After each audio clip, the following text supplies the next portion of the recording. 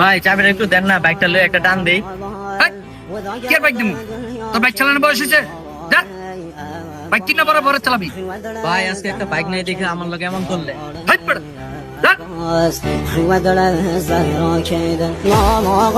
কি ভাইয়া ধাক্কা দিল কে তোমারে? বলছিলাম বাইকটা লয়ে একটা টান দিতে, তারপরে এই খারাপ ব্যবহারটা করছে আমার সাথে।